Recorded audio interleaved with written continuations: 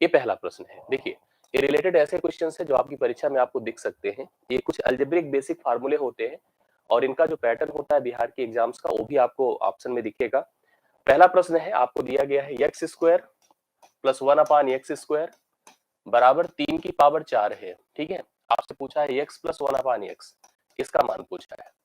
बहुत आराम से आप लोग उत्तर दे सकते हैं। पूछा है √43 है, √37 है, √46 है, इनमें से कोई नहीं है। आप लोग जो कह सकते हैं, जो बता सकते हैं, प्लीज आंसर करें। इसके लिए आप इसको ही बेस बना लो, इस वैल्यू को, क्योंकि इसका फार्मूला आपको पता होगा। x प्लस 1/x, इससे रिलेटेड जितनी भी आइडेंटिटी होती है x प्लस 1/x के बिहाफ पर जो भी आइडेंटिटी होती है उसको आप तैयार कर लीजिए, वो आपके लिए इंपॉर्टेंट रहेगी। मैं आपको कुछ अभी दे भी देता हूँ। x प्लस 1/x का होल स्क्वायर होता है x square plus 1/x² plus 2, कितना होता है आप सबको आइडिया है। इसकी वैल्यू आपको कंफर्म है जो दिया, देखो यहाँ पर 3 की पावर 4 जो कि 81 होता है, प्लस 2 कर दीजिए, तो इसका मतलब यह मान है x प्लस 1/x का होल स्क्वायर का, जो कि 81 तो 83 है। अर्थात कंफर्म हो गया कि अगर इसका मान मुझे निकालना है तो इसका मुझे वर्गमूल करना पड़ेगा। और यहाँ पर कहीं भी इन ऑप्शंस में वर्गमूल 83 का नहीं है, 43 का है, 37 का है, 46 का है। हाँ, तो इस प्रश्न का उत्तर डी ऑप्शन होगा, उपर्युक्त में से कोई नहीं। मतलब यहाँ पर E option, sorry E option, इस प्रश्न में आप राइट सोल्यूशन लगा सकते हैं। कर रहा है, यस, ई ऑप्शन इस प्रश्न के लिए राइट सोल्यूशन है। आप सभी लोग नोट कर लीजिए। आपने देखा कि इस तरह के पैटर्न बनते हैं, तो आपको कुछ फार्मूले इसके तैयार कर लेने हैं। जैसे कि आपको कन्फर्म है कि x प्लस 1/x क्या होता है, इसका होल वर्ग आपको तैयार रहना चाहिए कि x square plus 1/x² plus 2 होता है, इसको रेडी रखिए। x माइनस 1/x का होल स्क्वायर कभी जरूरत पड़ जाए, ये सब फार्मूले अपने हिसाब से तैयार रखिए आप लोग। x square plus 1/x² minus 2 होता है। कभी कभी इनको देखिए ऐड करने का भी पैटर्न बनता है, जैसे कि अगर आप इसको समीकरण 1 बना लें, जैसे जरूरत पड़ती है, कभी कभी कुछ ऐसे पैटर्न आते हैं जहां पर आपको जरूरत पड़ती है। अगर मुझे दोनों को ऐड करना है तो x प्लस 1/x का होल वर्ग प्लस x माइनस 1/x का होल वर्ग, अगर हम इनको जोड़ेंगे तो 2 2 से कैंसिल होकर के twice x square plus 1/x² बन जाता है। ये सब यूज होता है, कभी कभी क्वेश्चन ऐसे बनते हैं जहां पर आपको जो है ऐसे पैटर्न की आवश्यकता पड़ी जाएगी। ऐसे कभी ऐड करना हुआ तो ठीक है, सब्ट्रैक्ट करना हुआ तो देखो क्या होता है, x माइनस 1/x² x का होल वर्ग, तो सीधा सीधा ये दोनों कैंसिल हो जाएंगे, 4 हो जाएगा। ये सब चीजें अपने दिमाग से सेट कर लीजिएगा, इनका उपयोग होता है। यस, चलिए नेक्स्ट क्वेश्चन पे आते हैं। सेकंड क्वेश्चन देखिए क्या है। ये क्वेश्चन है आपके सामने एज रिलेशन का, आयु संबंध का। बहुत बढ़िया क्वेश्चन होता है, इस तरह का प्रश्न देखिए आपके एग्जाम में मिल सकता है। 5 वर्ष बाद मयंक की आयु सोहन की आयु का 3/5वां भाग होगी। 5 वर्ष बाद होगी 3/5वां भाग। 5 वर्ष पहले उनकी आयु का अनुपात 2:5 था। मयंक की वर्तमान आयु पूछा है। देखिए, जब भी एज का क्वेश्चन आता है, एज का थोड़ा सा ध्यान समझिएगा। एज रिलेशन जिसको आयु संबंध कहते हैं, इसमें 3 चीजें हमको मुख्य समझनी पड़ती है। एक तो वर्तमान आयु समझनी होती है, यहाँ पर वर्तमान संबंध होता है दो लोगों के बीच में, ठीक है। और ये पहले का होता है, अर्थात पूर्व का होता है, और बाद की बात होती है। हमें 3 तरीके के प्रश्न मिलते हैं। कुछ ऐसे प्रश्न मिलते हैं जिसमें हमें यहीं पर रेशियो दिया रहता है किसी एक लेवल पर।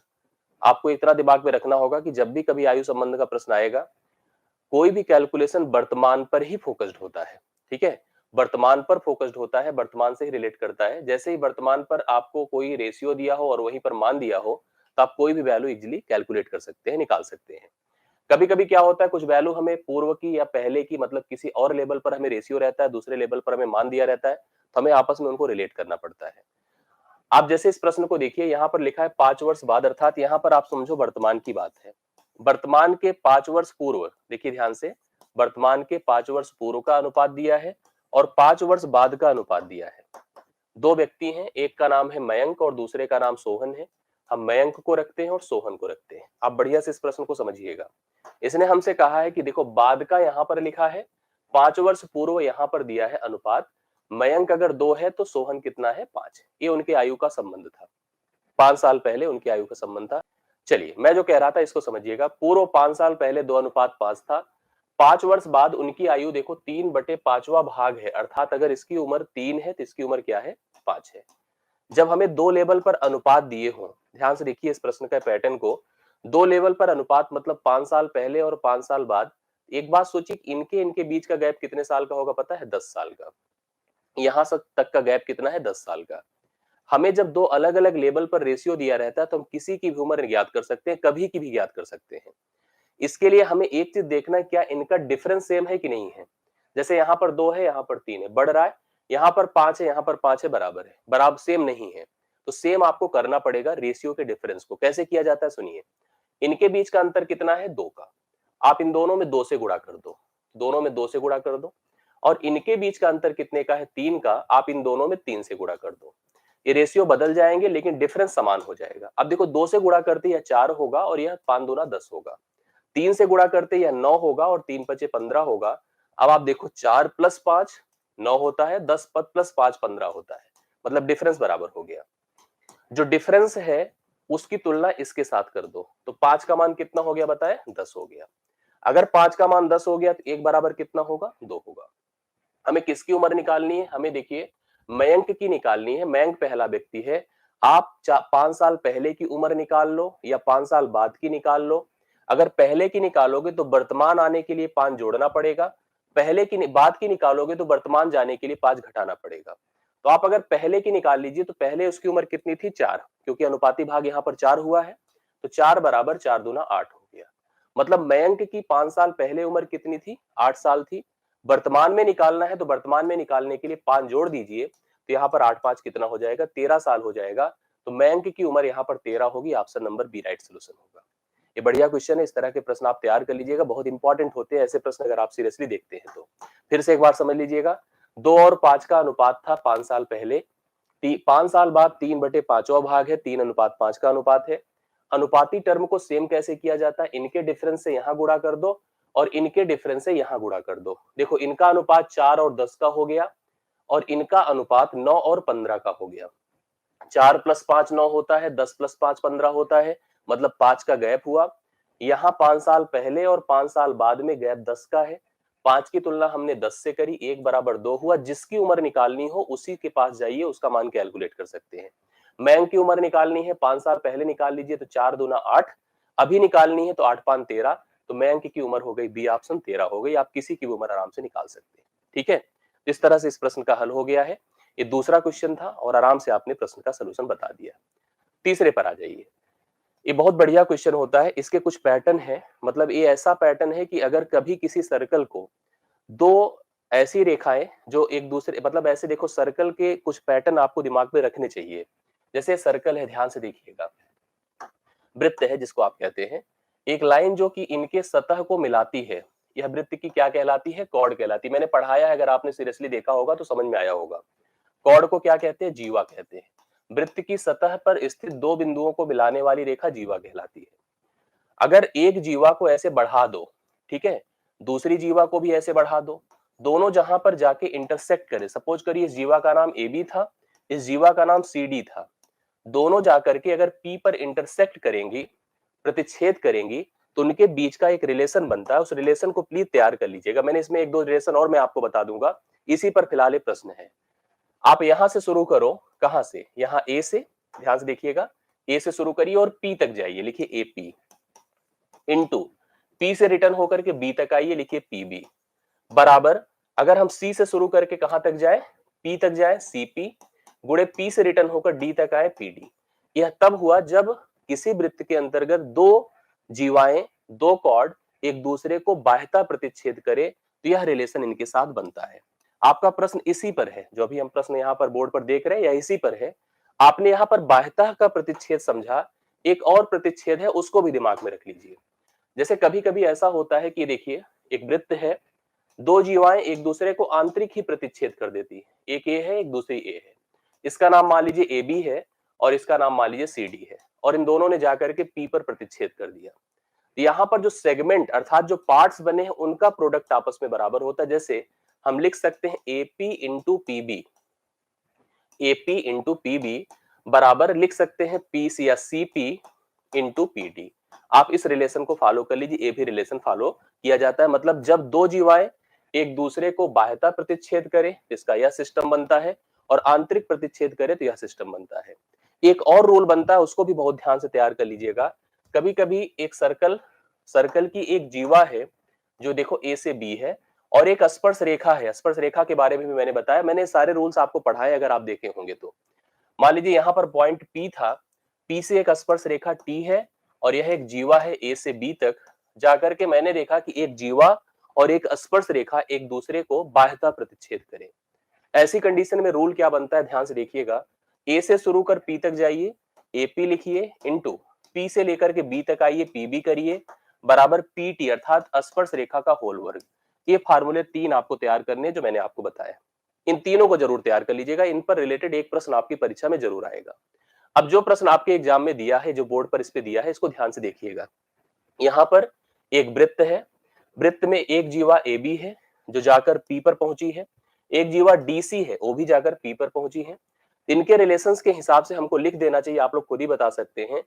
मैं ऐसे लिखूंगा, आपको समझ में आ रहा होगा कि BP या PB लिखिए, इनटू P से लेकर A तक जाइए, PA लिख दीजिए, ठीक है। बराबर यहां से भी ऐसे आप CD लिख सकते हैं या PD लिख सकते हैं, PD करिए, इनटू P से लेकर C तक चले जाइए। मतलब ऐसे ध्यान से समझा करिए, जैसे B से लेकर P तक जाइए और P से लेकर A तक आइए, D से लेकर P तक जाइए, P से लेकर C तक आइए। जो पॉइंट्स दिए गए हैं उन पॉइंट्स को पुट कर लिए, यहाँ पर वैल्यू जो पता करनी निकल जाएगी। AB का मान 4 दिया है, आप देखो इस AB का मान कितना दिया है, 4, यहां से यहां तक 4 दिया है। CD का मान 11 दिया है, इसका मान यहां पर आपको 11 दिया है। PD मतलब यहां से पूरा यहां तक 15 है, मतलब ये पूरी लेंथ 15 है और यह 11 है, तो कंफर्म यह 4 होगा। अब आपसे पूछा क्या है PB, अर्थात यहां से लेकर यहां तक का मान आपको कैलकुलेट करना है। इसके लिए आपको क्या करना होगा बताएं, इसके मान को n मान लो, मान लिया। अब नियम के हिसाब से जैसे PB लिखना है यहां से यहां तक, तो n+4 लिखेंगे, क्या लिखेंगे, n+4 लिखा। और PA आपका कितना है, 4 है। बराबर आप कैसे करोगे देख लीजिए आप लोग, सबसे पहले n+4 और यहाँ पर 4 नहीं लिखना होगा, यहाँ पर आपको n लिखना होगा, ठीक है। n+4 इंटू आप लिखो PA जो कि n है, बराबर PD कितना है बोलिए, आपने अभी भी पढ़ा 15 है और इसका मान कितना है, 4 है, 15 चौके 60 हो गया। यहां से एक द्विघात समीकरण बनेगा, तो आप n निकालोगे, n में अंतिम में 4 जोड़ना पड़ेगा।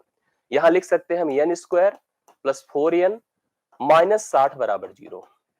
15 चौके 60 होगा, इधर चला आएगा -60।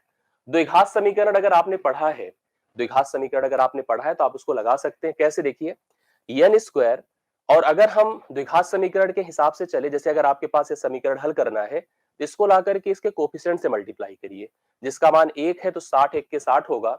60 के ऐसे दो गुणनखंड बनाइए, अब देखो 60 के ऐसे दो गुणनखंड बनाइए जिनका जोड़ या घटाव कितना हो जाए, 4 हो जाए। 10 छंगे 60 होता है, 10 में से 6 निकलता है तो 4 आता है। तो लिख दो यहाँ पर +10n - 6n - 60 बराबर 0। अब देखो 10 छंगे 60, 10 में से 6 निकला, 4 हुआ। यहाँ पर n कॉमन कर लीजिए, n + 10 हो गया, -6 कॉमन कर लीजिए, n + 10 हुआ बराबर 0। दोनों में से n + 10 कॉमन कर लीजिए, n - 6 होगा बराबर 0। अर्थात इसका मान तो नेगेटिव में आएगा, बट इसका मान आप लिख सकते हैं कि n - 6 अगर 0 है तो n बराबर कितना हो जाएगा, 6 हो जाएगा। अर्थात यह मान 6 हो गया। बट आपको पता है कि मुझे यहां से यहां तक निकालना है, तो 6a है, 4a है, 6 और 4 जोड़ दिया तो कितना आया, 10 सेंटीमीटर। राइट सोल्यूशन हो गया। इस प्रश्न का करेक्ट हल 10 सेंटीमीटर है। तीसरा प्रश्न आपका डन हुआ है। एक बार अच्छे से इसको देख लीजिएगा, ठीक है। यह रूल अच्छे से पैटर्न समझ लीजिएगा, जो मैंने 3 ये बताए हैं आप लोगों को। इसके साथ साथ इसकी वर्किंग समझ लीजिएगा। सारी वैल्यू एक जगह पर जैसे जैसे आवश्यकता है उस पर पुट करनी होगी, प्रॉपर नॉर्मल कैलकुलेशन करना होगा, कैलकुलेट करके हम आंसर निकाल पाएंगे, ठीक है। तो तीसरे का पहला ऑप्शन है 10 सेंटीमीटर। 10 सेंटीमीटर इस क्वेश्चन का करेक्ट हल है। आप लोग उतार सकते हैं, लगा सकते हैं, एक बार अच्छे से देख लेना, समझ में आ जाएगा। अब चौथे पर जो रूल्स अलग से बता रहा हूं उसको ध्यान से देखिएगा। यह एक बहुत इंपॉर्टेंट क्वेश्चन है और बहुत कंफ्यूज भी करने वाला है, हालांकि बहुत इजी है, बहुत इजी है। ध्यान से देखिए, सबको कंफर्म हो जाएगा। हमसे पूछा है, साथ है कुछ डेटा दिए गए हैं, मान लो किसी के मार्क्स हैं, कुछ भी है। प्रसरण बताइए, प्रसरण जिसको आप क्या कह सकते हैं, रेंज, ठीक है। परास या प्रसरण, इसको आप लोग रेंज कह सकते हैं। आप रेंज का सेंस समझिएगा। रेंज होता highest value minus lowest value, highest value minus. जब अगर आप रेंज को निकाल ले तो प्रसरण निकालना वैसे भी क्लियर हो गया, मतलब इसमें बहुत ज्यादा कंफ्यूज होता नहीं, सीधा सीधा आप रेंज निकालिए। यहाँ पर हाईएस्ट भी 7 है और लोएस्ट भी 7 ही है। 7 - 7 बराबर कितना हो जाएगा, 0। तो राइट सोल्यूशन इसका कितना होगा, मैं स्टैटिस्टिक्स के आपको प्रोवाइड कर दूंगा तो कंफर्म हो जाएगा। रेंज निकाल करके सीधा सीधा हम प्रसरण कैलकुलेट कर सकते हैं, जो कि आपका 0 हो जाएगा। हाईएस्ट और लोएस्ट का डिफरेंस 0 है, हाईएस्ट भी 7 है और लोएस्ट भी 7 है, इसलिए आपको दिक्कत नहीं होगी। क्लियर है? तो इसका आंसर आपका 0 है, जो आप लोग बी ऑप्शन में देखकर बता रहे हैं एकदम कंफर्म है, करेक्ट आंसर है। बिल्कुल हाईएस्ट माइनस लोएस्ट वैल्यू एकदम सही है। त्रिकोणमिति का यह प्रश्न है, कुछ बेसिक त्रिकोणमिति के फार्मूले और उनसे रिलेटेड मैं जैसे क्लास दे रहा हूं तो उसमें आप त्रिकोणमिति भी आपको मिल जाएगी, आप वहां से उसको कंफर्म कर लीजिए। कुछ बातें तो बेसिक पता ही है, आपको नहीं पता है तो आपको जानना चाहिए और मैं आपको बता भी दूंगा। जो बेसिक रूल्स होते हैं त्रिकोणमिति को लेकर के, 3 देखिए फंडामेंटल रूल्स हैं, जो कि सिंबल्स है, एक प्रकार से साइन है, कॉस है और टेन है। इन्हीं 3 के उल्टा रिलेशंस होते हैं, रिवर्स कॉट है, सेक है और कॉसेक है। ये लोग किसी एक त्रिकोणमिति मतलब एक समकोण त्रिभुज पर अप्लाई किए जाते हैं। ये समकोण त्रिभुज है आपका, सपोज करिए यहां पर अगर यह थीटा है तो थीटा के अपोजिट, क्योंकि एक 90 डिग्री होगा तभी आपका यह समकोण त्रिभुज बनाएगा। थीटा के अपोजिट हमेशा परपेंडिकुलर होता है, नीचे हमेशा बेस होता है और 90 के जो सामने भुजा होती है वह कर्ण अर्थात हाइपोटेन्यूज होती है। अंग्रेजी में इसको कर्ण कहते हैं, इसको लंब कहते हैं और इसको आधार कहते हैं। इनके आपस में कुछ रिलेशंस होते हैं, उन रिलेशंस को प्रश्नों के साथ ही पढ़ेंगे अलग। जैसे मैं यहाँ पर कुछ बातें बता दूं, थीटा लगा दे, थीटा थीटा थीटा और थीटा, सबके साथ थीटा, तो आप थीटा लगाएंगे तो आपको कंफर्म है कि साइन थीटा होता है परपेंडिकुलर अपान लंब बटे, मतलब हिंदी में लिख देता हूं, ठीक है, हिंदी में कंफर्म कर देता हूं, यह लंब बटे क्या होता है, कर्ण होता है, ठीक है, और यह आधार बटे कर्ण होता है, यह आधार बटे कर्ण होता है, यह आपका लंब बटे आधार होता है, लंब बटे आधार होता है। अब इसी का उल्टा होता है, जैसे कॉड जो होता है 1/tan थीटा होता है, मतलब आप इसी का उल्टा कर दीजिए अर्थात आधार बटे लंब कर दीजिए, आधार बटे लंब। सेक जो होता है कॉस का उल्टा होता है 1/cos थीटा हो गया, अर्थात इसको आप कर्ण बटे आधार कह सकते हैं, ठीक है, कर्ण बटे आधार। और इस कॉसेक जो होता है साइन का उल्टा होता है 1/sin थीटा होता है, तो आप इसको कर्ण बटे लंब कह सकते हैं। ये कुछ बेसिक तो है बट हम इसकी पूरी डिटेल आपको बेसिक प्रोवाइड कर देंगे, वहां से आप कन्वर्ट कर सकते हैं। प्रश्न देख लीजिए क्या दिया है, साइन स्क्वायर थीटा, नीचे क्या है cos theta 1+cos theta, 1+cos theta upon cos theta. कुछ बेसिक देखो, जब भी त्रिकोणमिति फंक्शन को या समीकरणों को हल करना होता है तो दो बातें हमें क्लियर होनी चाहिए। एक तो हमारा कन्वर्जन पर कमांड होना चाहिए, साइन का जितना रिलेशन या sine cos tan cos sec cot cosec सबका जो रूल्स होते हैं वो बेसिक आने चाहिए, साथ साथ कुछ अलजेब्रिक कॉन्सेप्ट भी आना चाहिए। अल्फाबेट का जो उपयोग होता है जोड़ घटाव के लिए, उसका भी उपयोग आपको क्लियर होना चाहिए। मैं आपको कुछ बातें बता दूं, साइन स्क्वायर थीटा जो होता है 1 - cos स्क्वायर थीटा होता है, इसको याद रखिएगा। उसी प्रकार से cos स्क्वायर थीटा जो होता है 1 - sin स्क्वायर थीटा होता है। ये दो रूल तो ऐसे ही तैयार कर लीजिए, आप लोग को पता होना चाहिए, क्योंकि एक बहुत इंपॉर्टेंट फार्मूला होता है sine square theta plus cos square theta बराबर 1, इसी पर यह फार्मूला बना हुआ है, ठीक है। तो आप जो साइन स्क्वायर थीटा इसको लिख सकते हैं 1 - cos स्क्वायर थीटा, नीचे क्या है cos थीटा है और 1+cos थीटा है, यहां पर क्या है 1+cos थीटा है और नीचे cos थीटा है। आपको एक बात और बता दें, अभी बेसिक अलजेब्रा भी आपको पता होना चाहिए। जैसे एक रूल होता है a square minus B square होता है a प्लस बी और इंटू a माइनस बी, यहाँ इंटू लगा रहे हैं, ध्यान दीजिएगा नहीं तो ये कंफ्यूज ना हो आप लोग। a square minus B square आपने पढ़ा है a प्लस बी और a माइनस बी, ये आपको पता होना चाहिए। अगर हमने लिखा है 1 - cos स्क्वायर थीटा, इसका मतलब होता है कि 1 का square minus cos square theta, तो हम इसको 1 - cos थीटा 1+cos थीटा में ब्रेक कर सकते हैं, मतलब ऐसे लिख सकते हैं 1+cos थीटा और 1 - cos थीटा, ऐसे लिख सकते हैं। नीचे देख लीजिएगा, आप काटने मत लगी, नीचे है काटने को, आपको लगेगा चलिए काट दे, तुरंत काट सकते हैं फिलहाल, लेकिन अभी मत काटिए, आसानी से चीजें सॉल्व हो जाए। 1+cos थीटा है प्लस 1+cos थीटा है, नीचे देखिए cos थीटा है। अब आप थोड़ा सा दोनों में चेक करिए, कुछ चीजें कॉमन हो रही है, 1+cos थीटा यहाँ भी है, cos थीटा यहाँ भी है, 1+cos थीटा यहाँ भी है, cos थीटा यहाँ भी है, तो आप 1+cos थीटा नीचे cos थीटा को कॉमन कर लीजिए। जैसे ही कॉमन करेंगे 1 - cos theta upon 1+cos theta होगा, प्लस यहां सब चला ही गया है, बचा है 1, यहां सब चला गया, अब बचा है 1। अब लिख सकते हैं 1+cos theta divide by cos theta, और यहां से जब यह ऊपर जाएगा क्रॉस मल्टीप्लीकेशन होगा तो यह हो जाएगा 1 - cos थीटा प्लस 1, ये जब इधर जाके क्रॉस मल्टीप्लीकेशन हो रहा है 1+cos थीटा नीचे 1 - cos थीटा। देखो ये इससे, ये प्लस है, ये इससे खत्म हो गया, cos थीटा से खत्म हो गया, ऊपर 2 बच रहा है, 2 बटे नीचे cos थीटा है, आप इसको 2 गुणे 1 बटे cos थीटा कर सकते हैं। 1/cos थीटा sec थीटा होता है तो 2 sec थीटा लिख सकते हैं। मैं थोड़ा सा डिटेल से इसको समझा दिया हूं जिससे कि आपको यह डाउट ना रहे। इस पूरे को अच्छे से एक बार देख लीजिएगा। 2 sec थीटा जितने लोगों ने बताया परफेक्ट सोल्यूशन है।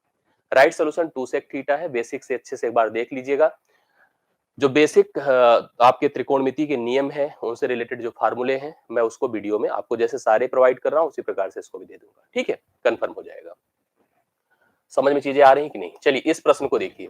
एक बहुत इंपॉर्टेंट क्वेश्चन आता है आप लोगों के यहाँ, उसको ध्यान से देखिए। मैंने इस पर आपको जो है आपको मतलब आपको मैंने बताया भी था कि त्रिभुज के जो अपने एरिया निकालने के फॉर्मेट होते हैं उनको आप थोड़ा समझिए। जैसे मान लीजिए कोई त्रिभुज है, ध्यान से देखिएगा, कोई त्रिभुज है, त्रिभुज की सभी भुजाएं अगर कंफर्म है, सभी भुजाएं कंफर्म है, मान लो यह भुजा ए है, यह भुजा बी है और यह भुजा सी है। एक फार्मूला होता है हीरोन्स, हीरोन्स फार्मूला होता है। इस फार्मूले से अगर हमें एरिया निकालना है, एरिया अर्थात क्षेत्रफल त्रिभुज का, त्रिभुज का क्षेत्रफल, तो उसके लिए नियम होता है under root s into s minus a, s minus b, s minus c. अगर त्रिभुज के तीनों हमें भुजाएं पता हो तो हम लोग एरिया निकालने के लिए इस फार्मूले का उपयोग करते हैं।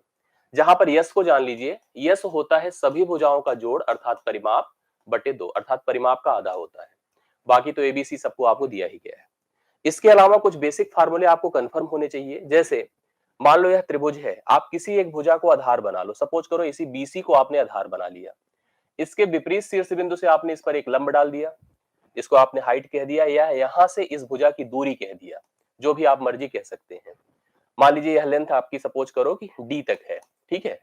इस समय भी एरिया निकाल सकते हैं डायरेक्टली 1/2 गुणे आधार, आधार इस समय इसको माना है आपने बीसी, गुणे यहां से यहां तक की इसकी लंब मतलब दूरी या जो लेंथ समकोण बनाती है, जिसको आप यहां पर लिख दो एडी। मतलब 1/2 गुणे आधार गुणे ऊंचाई भी एक बेसिक फार्मूला अप्लाई किया जाता है हर प्रकार की त्रिभुज में। समझ रहे हैं? तो आप लोग को कंफर्म हो गया होगा। अब जैसे मान लो यह प्रश्न है, सबसे एक इंपॉर्टेंट और चीज होती है, उसको भी थोड़ा ध्यान दीजिएगा। जैसे कभी भी कोई समकोण त्रिभुज है, मैं समकोण त्रिभुज की बात ही कर रहा हूं अभी पहले, ए है, ए बी है, ए सी है। समकोण त्रिभुज में एक कोण अगर 90 डिग्री है तो 90 डिग्री की जो विपरीत भुजा होती है वह कर्ण होती है और यह सबसे लंबी भुजा होती है, इस त्रिभुज की सबसे लंबी भुजा। अब इसमें से कोई एक बेस होगा अर्थात आधार होगा, एक ऊंचाई होगी अर्थात परपेंडिकुलर होगी। नियम क्या होता है, अगर मान लो हम यहाँ पर कर्ण को एसी देख रहे हैं तो यहाँ पर नियम ये होगा कि एसी स्क्वायर बराबर A B square plus B C square. यह हमेशा के लिए पैटर्न फार्मूला है किसी भी समकोण त्रिभुज में कि समकोण के सामने अर्थात 90 डिग्री के सामने की भुजा का वर्ग शेष दोनों भुजाओं के वर्गों के योग के बराबर होता है। जो तीन भुजाएं इन नियमों का पालन करती हैं वो पाइथागोरियन अर्थात पाइथागोरस के नियम के अंतर्गत आती हैं। जैसे कुछ एग्जांपल देख लीजिए, बहुत ही कॉमन एग्जांपल्स कुछ हैं। जैसे मान लो कि एक भुजा 5 है, एक भुजा 12 है, तो 5 12 और यह 13 होगी। कैसे? 13 का वर्ग 169 होता है, 5 12 का 144 होता है, 5 का 125 होता है, सॉरी दोनों को जोड़ दीजिए, देखिए 169 के बराबर हो गया। इसी प्रकार से कुछ और भी होते, कभी कभी आपको 3 भुजाएं दिया जाता है और पूछा जाता है ऐसे 4 ऑप्शन में कौन सा इसमें पाइथागोरस के नियम को फॉलो कर रहा है। ये 6 है मान लो, ये 8 है तो यह 10 है। ऐसे ही कई सारे टर्म होते हैं जो पाइथागोरियन ट्रिपलेट को फॉलो करते हैं। अब जैसे जो प्रश्न आप देखेंगे यहाँ पर, किसी त्रिभुज की तीन भुजाएं 11, 60 और 61 है। अब त्रिभुज हमको क्या है हमको नहीं पता है, समकोण है कि नहीं है पता नहीं भाई, मुझे आइडिया नहीं है अभी। तो कह रहा निम्न में से लंबी भुजा जो सबसे बड़ी भुजा है के सापेक्ष त्रिभुज की ऊंचाई बता दो क्या होगी। जो सबसे बड़ी भुजा है उसके विपरीत जो शीर्ष बिंदु है वहां से उसकी ऊंचाई हमको बतानी है। अब पहली चीज तो हमें कन्फर्म, अच्छा मान लो अगर ऐसे सोचा है, केवल हमें कोई जानकारी नहीं है, मान लो हमने त्रिभुज को ऐसे बना दिया, ऐसे बना दिया, चलो इसको 11 मान लिया, इसको 60 मान लिया, इसको हमने 61 मान लिया। अब अगर नियम से चले एकदम से ना, तो सबसे पहले एरिया निकालो हीरोन्स लगा करके, एरिया निकालो हीरोन्स का फार्मूला लगा करके under root s s minus a s minus b s minus c से। उसके बाद आप इस सबसे बड़ी भुजा देख रहे हैं, इसके विपरीत शीर्ष बिंदु से यह लेंथ लीजिए। अभी अभी जो फार्मूला लगाए 1/2 गुणे यच गुणे 61 करिए बराबर इस एरिया के वैल्यू को पुट करिए, आपको वह लेंथ पता चल जाएगी। लेकिन ये प्रॉब्लम है, ये टाइम टेकन क्वेश्चन है। इस तरह से करने पर मैं आपको बता दूं कि पहले आप ऐसे प्रश्नों में आप भुजाओं को ही चेक कर लिया करें। मेरे पास जो भुजाएं हैं 11 हैं, 60 हैं और 61 हैं। मैंने थोड़ा सा दिमाग लगाया 11 का वर्ग 121 होता है, 60 का 3600 होता है, और अगर आप 61 का करके देख लो तो आप पहले इनको जोड़कर देखो कितना होता है। अगर 100 जोड़ेंगे तो 3721 होगा। जोड़ने पर कितना हो रहा बताइए? 1 हुआ, 2 हुआ, 6 1 7 हुआ, 3721 हुआ। थोड़ा 61 का वर्ग करके देखिए, और वर्ग करना भी आसान है। देखो ऐसे, 1 का 1 से, 6 1 के 6, 6 1 के 6 12 होता है, और 6 चाह के 36 होता है। ठीक है, मैंने देखा कि 1 हुआ, 2 हुआ, 3721 ही होता है इसका वर्ग। अर्थात इन दोनों के वर्गों के योग के बराबर है, अर्थात ये तीनों भुजाएं समकोण त्रिभुज के अंतर्गत आएंगी। पाइथागोरियन ट्रिपलेट फॉलो कराएंगी। अगर आप इसको लगा के देखिएगा, देखिए ऐसे बनेगा, ऐसे बनेगा। ये कंफर्म हो गया। जो मैं बता रहा हूं इसको बहुत ध्यान से देखिएगा, बहुत क्लियर हो जाएगा आपका। अब देखो, अब देखिए ये ऐसे बनेगा। ये सबसे छोटी भुजा 11 है, यह 60 है, और यह 61 है। हालांकि वो स्ट्रक्चर नहीं समझ में आ रहा होगा, लेकिन ये क्लियर है कि यहाँ पर यह समकोण त्रिभुज के अंतर्गत चीजें आ रही हैं। अब बहुत आराम से आप बता सकते हैं। एक तो सबसे सिंपल सी बात है, अगर यह समकोण है, अगर यह समकोण है तो एरिया का फार्मूला हो जाएगा क्या? 1/2 गुणे आधार, आधार कौन है? 60, गुणे ऊंचाई, ऊंचाई कौन है? 11। ये हो गया just area of this triangle. But इसने हमसे पूछा है कि जो सबसे बड़ी भुजा है, सबसे बड़ी भुजा कौन है? 60। इसके सापेक्ष शीर्ष बिंदु से इसकी दूरी क्या है? मान लो यह त्रिभुज का नाम था ए, बी और सी, और यहां जाकर किसने डी पर लंब बनाया। तो यह सबसे बड़ी भुजा थी, उसके विपरीत शीर्ष बिंदु से इसकी दूरी, दूरी मतलब वह लेंथ जो उस बिंदु से यहां तक समकोण बनाए। जैसे कभी मान लो पंखा ऊपर है और हम कमरे में बैठे हैं, हम किसी से कहे, आप लोग 4 लोग 3 4 लोग बैठे हैं, सब कह रहे हैं भैया इस पंखे से हमारी दूरी क्या है, हमारी ऊंचाई लेंथ क्या है? तो कोई कहेगा सर हमारे से इतना है, हमारे से इतना नहीं। पंखे से फर्श की जो दूरी होगी वह रेखा होगी जो पंखे से फर्श पर समकोण बनाएगी। इसको ध्यान दीजिएगा। तो यहां पर हमको, जैसे अब आपको पता हो गया कि एरिया निकालने के लिए मैंने अभी एक फार्मूला और बताया, 1/2। इस समय आधार कौन है? एसी है। एसी मतलब 60 है, 61 है, और यह लेंथ जिसको पता करना है वही आपके क्वेश्चन की डिमांड है, जिसका नाम है बीडी। ठीक है, यही बीडी आपको फाइंड करना है। अब आप इसको कैलकुलेट करो, 1/2 1/2 से खत्म करो, 60/11 को आप 61 से भाग कर दीजिए, यहां ले जाकर के आपको इसका मान क्लियर पता चल जाएगा। आई ये बातें समझ में कि नहीं? लगभग लगभग देखो, अगर सोचो तो यह 60 ही है, और 60 है तो इससे कटेगा तो 11 के आसपास आएगा, और 11 के आसपास इसमें सबसे इंपॉर्टेंट और क्लोज डेटा आपका 10.8 है। नहीं तो आपके सामने है 11 छके 66, 660 है, आप 61 से भाग कर दीजिए। 61 से भाग करेंगे तो 660 को कितना आएगा बताइए? एक बार जाएगा, 61 आया, 5 जीरो, जीरो बढ़ाना ही पड़ेगा, 10 पॉइंट समथिंग आएगा। बी ऑप्शन इस प्रश्न का राइट सोल्यूशन होगा। समझ रहे हैं? चलो, क्लियर हो गया सबको? क्लियर, समझ में आ रही बातें? आगे बढ़ू मैं? ये हो गया कंफर्म। मैं 10 ही प्रश्न कराऊंगा, लेकिन जो कराऊंगा आप बेहतर तरीके से समझिएगा। देखिए, 2 शब्द होते हैं, जैसे आपने कभी यहां समझिएगा तो क्लियर होगा। एक शब्द आपने सुना होगा, ऐसे देखा होगा, एनसीआर, एक आपने देखा हो एनपीआर। 2 शब्द दिमाग में रख लीजिए इनको समझने के लिए। ठीक है, इनको समझने के लिए आप तरीके समझिएगा मैं जो बताना चाहता हूं। ये शब्द होता है, कॉम्बिनेशन से आता है, कॉम्बिनेशन से आता है, जिसको आप कहते हैं संचय। क्या कहते हैं हिंदी में? संचय। और ये होता है परमुटेशन से आता है, परमुटेशन से आता है। परमुटेशन को आप कहते हैं क्रमचय, हिंदी में क्रमचय और उसको संचय। इसका मतलब होता है सिलेक्शन। इसका मतलब क्या होता है? सिलेक्शन। इसका मतलब होता है अरेंजमेंट, अरेंजमेंट अर्थात व्यवस्था। जैसे 2 शब्दों को थोड़ा समझिएगा इनको, कि ये जो संचय है और ये क्रमचय है, जो सिलेक्शन है और अरेंजमेंट है, दोनों में फर्क क्या है। जैसे मान लीजिए मैं आपको कहूं कि आपके पास 3 किताबें हैं। कितनी किताबें हैं? खूब ध्यान से समझिएगा प्रोसेस को। 3 किताब है आपको दिया मैंने, ये 3 किताब है, ये बुक 1 है, बुक 2 है और बुक 3 है। मैंने कहा यार इसमें 2-2 का पेयर बना के किताबों को रखना है, 2-2 का पेयर बना के किताबों को रखना है। तो देखिए, पहला आपने पेयर बनाया, आपने कहा सर बुक 1 और बुक 2 को रख दो, एक पेयर बन गया। फिर आपने कहा सर बुक 2 और बुक 1 को रख दो, दूसरा पेयर हो गया।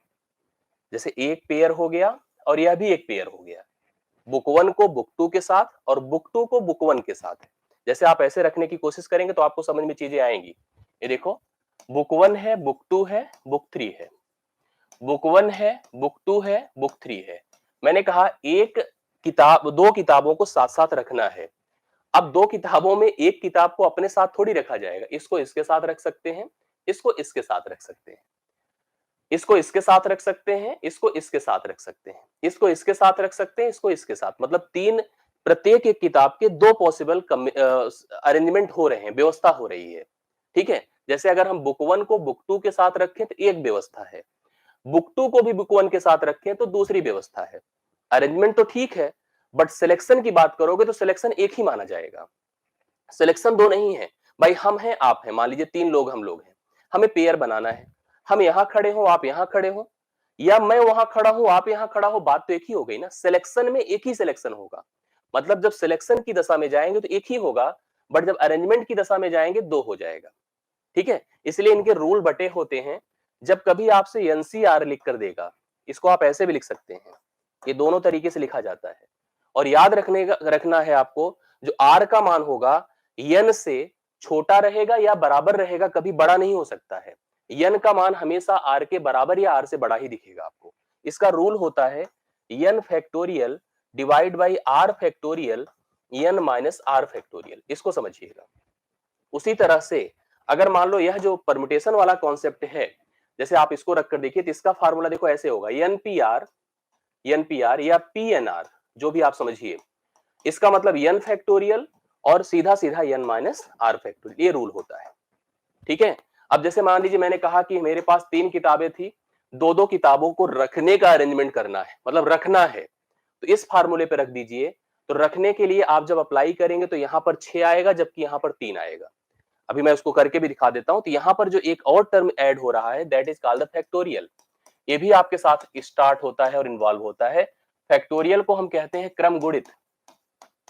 पिछला पीआरटी का पेपर हुआ था बिहार के एग्जाम में, एक प्रश्न आया था, शायद आप लोगों को याद हो, किसी को प्रश्न आया था कि इलाहाबाद से पटना 5 बस की 4 बस जाती हैं और उतनी ही आती हैं, जाने और आने के कुल कितने चांसेस हो गए, कितने तरीके हो गए।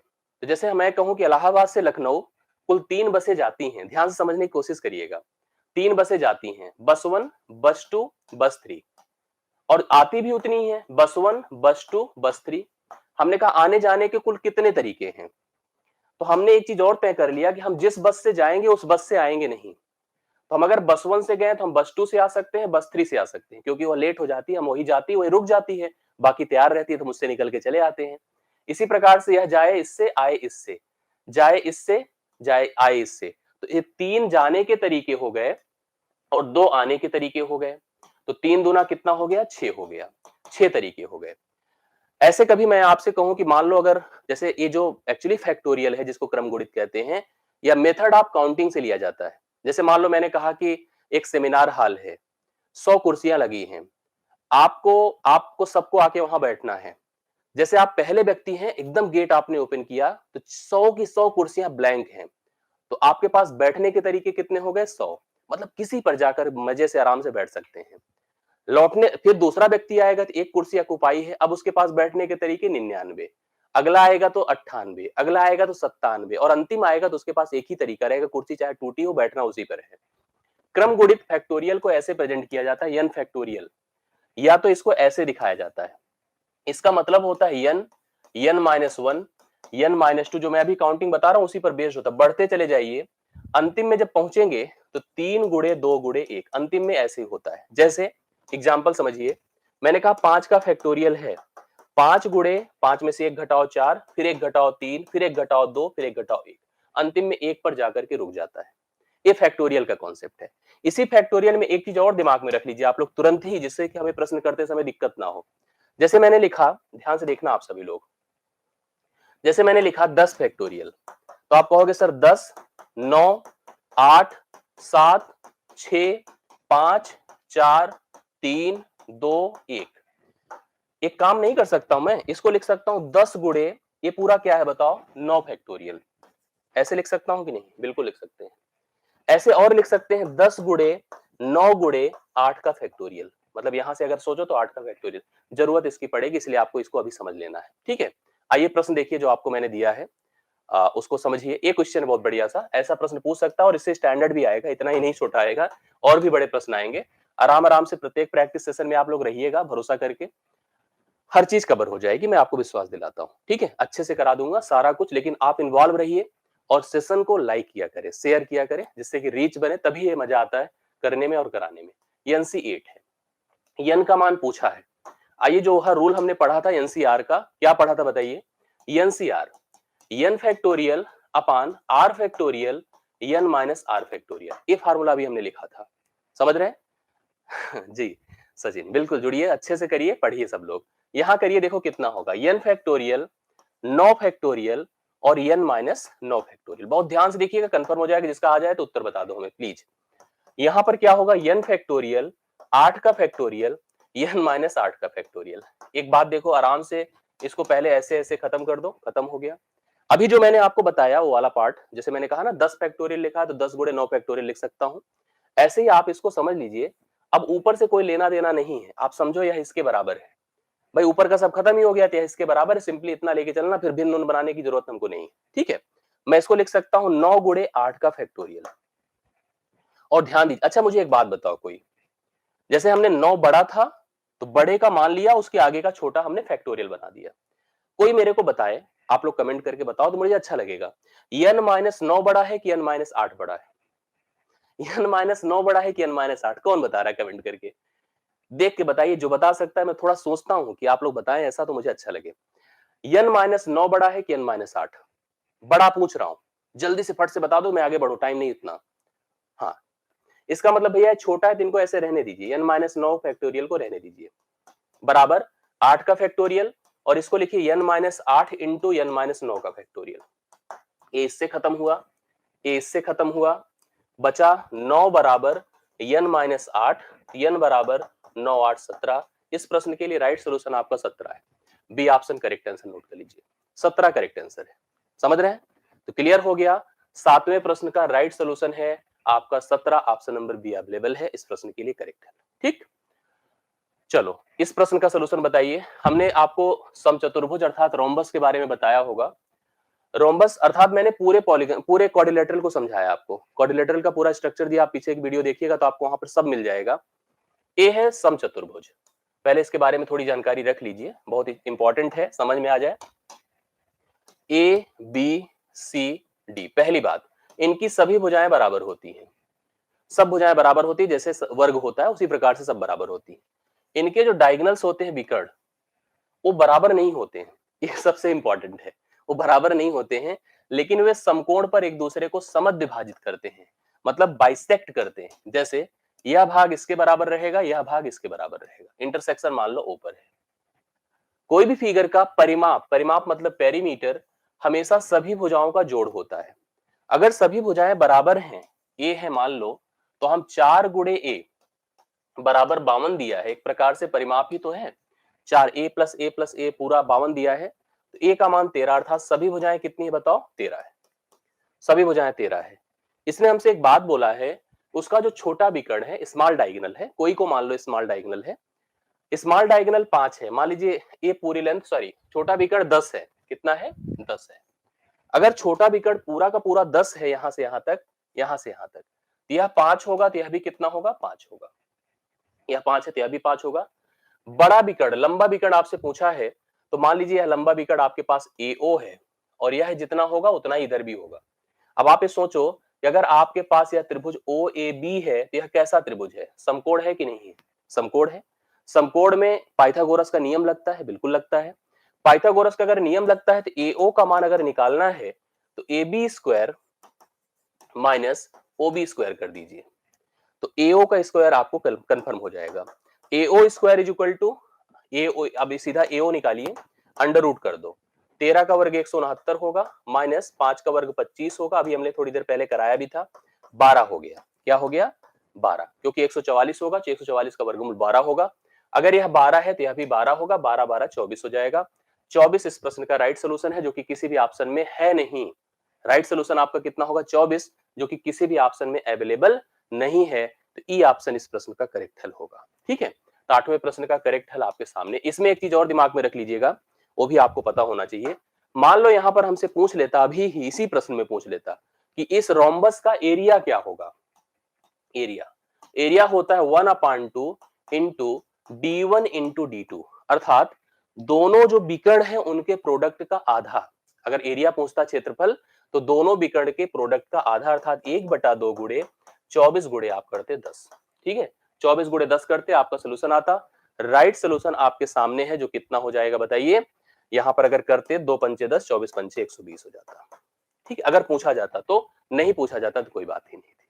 तो करेक्ट है आपके सामने। क्लियर, चलो आगे बढ़ता हूं, इतना हो गया।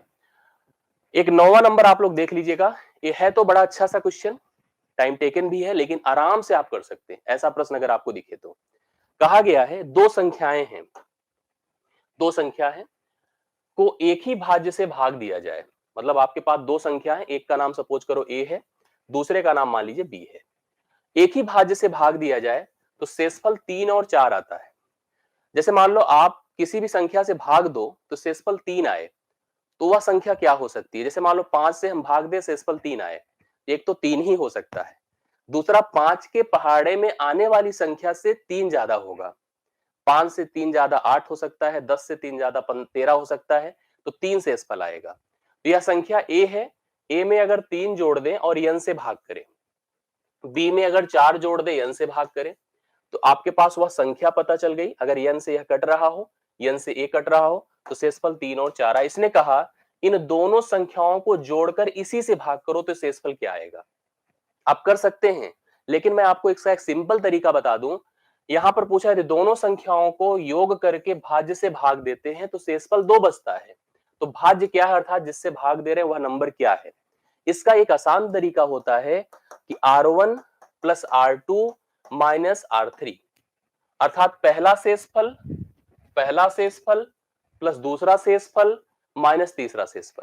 तो आप इनको जोड़ो, 3 प्लस 4 माइनस कितना कर दो 2, तो आंसर आ जाएगा 5। आराम से बता सकते हैं, इसके लिए बहुत कंफ्यूज मत होइएगा।